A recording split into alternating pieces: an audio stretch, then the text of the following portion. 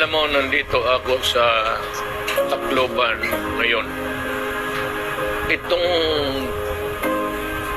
biyahe ko nito has a very meaningful reason.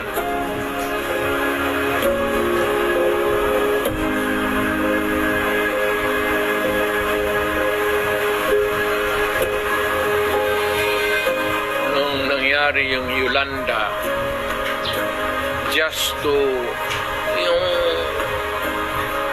para lang yung ang tao mabigyan ng habang inaayos yung buhay namin. Sabi ko sa kanila na hindi bali-balang araw pagkapista ninyo pupunta ako.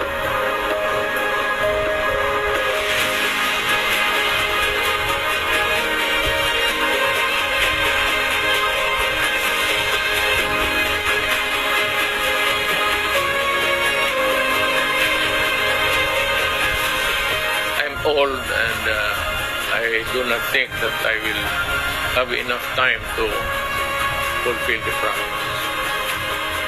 Now is the time. So, nandito